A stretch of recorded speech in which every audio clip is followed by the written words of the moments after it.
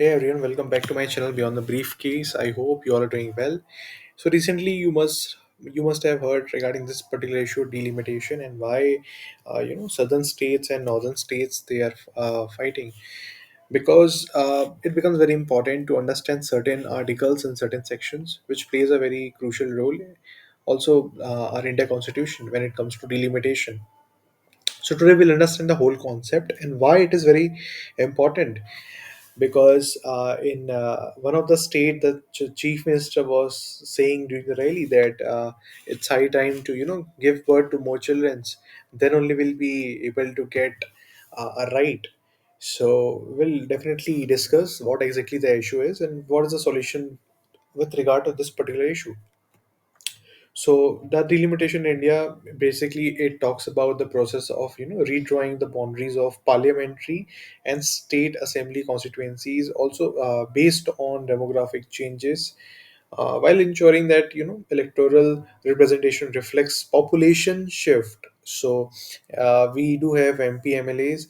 They represent certain amount of people, certain amount of union of people.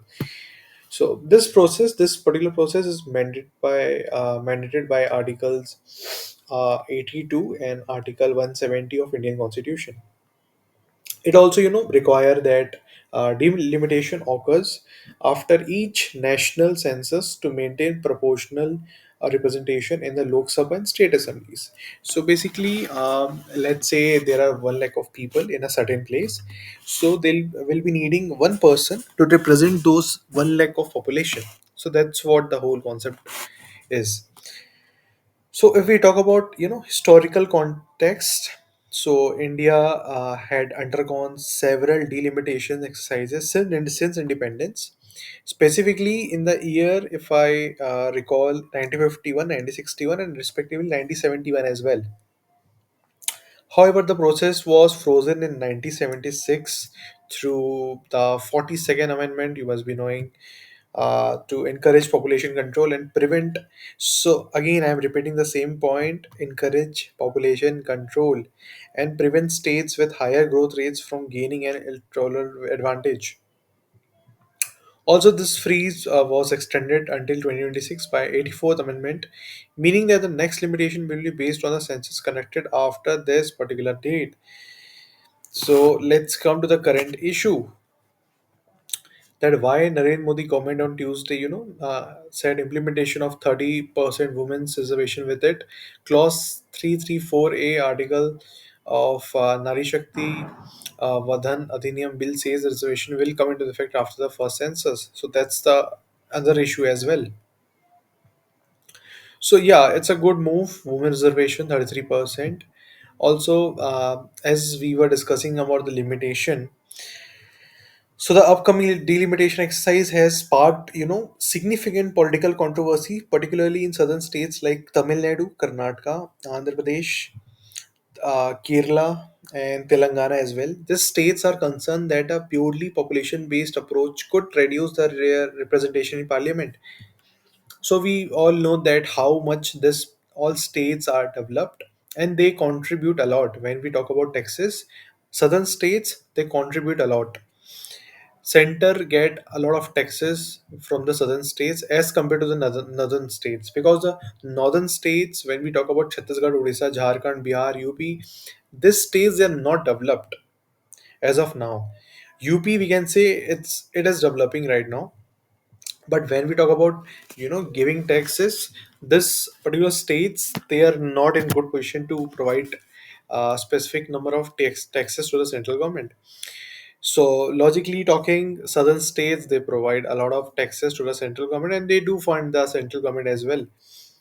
But when we talk about population, UP, Bihar, Jharkhand, so this particular states they have more population as compared to southern states.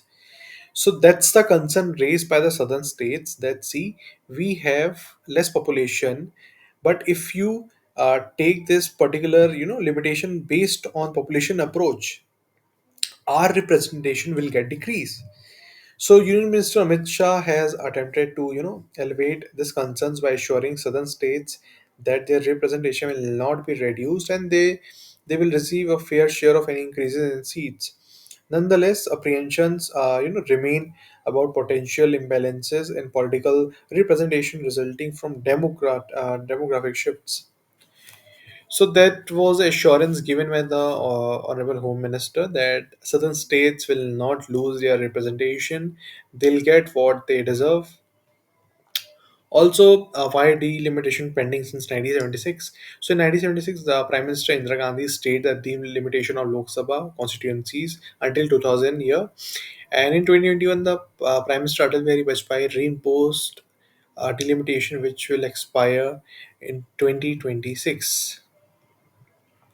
How new parliament changed delimitation? So the new parliament building is built to accommodate 888 members, while the current strength of lower house is 545. And this means that if the freeze on delimitation is lifted in 2026, census-based redrawing of Lok Sabha constituencies is carried out, there can be more MPs. So they do have space for more MPs. But again, why southern states opposing? Just now I mentioned, because if they take as per population based delimitation will give undue advantage to the northern states as compared to the southern states. So, see, this is a perfect picture. New parliament building has Lok Sabha seat capacity of 888, but current capacity is 543. Now, curious people are very curious about 2026 delimitation projected seats for each state.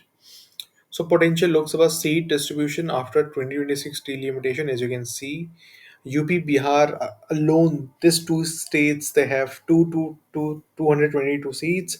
Southern states they have a very lower representation 165 and other states 461. So that's the concern raised by the southern states that why we are favoring this two particular states a lot.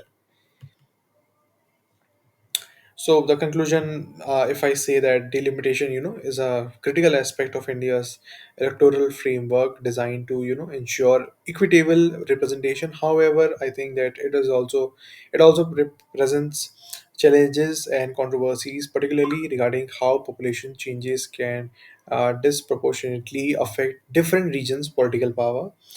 The next delimitation exercise in 2026 will be closely monitored for its implications on India's political landscape.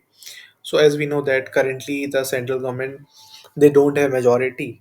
They are running by with the help of support of other parties as well, particularly RJD from Bihar. Nitish Kumar is the head of that party. That's why if you see that recently in the budget also a lot of fund was allocated to Bihar. So that's all about politics. But when we see from the legal perspective, those articles which I mentioned earlier, those plays a very crucial role because those articles are a part of Indian Constitution, and without Indian Constitution, they cannot do anything. Right? Every government has to follow Indian Constitution. So that was from my side to share this video, informative video with your friends, and do like and subscribe and stay tuned for more informative videos. Thank you so much. And also do let me know your opinion on this particular issue.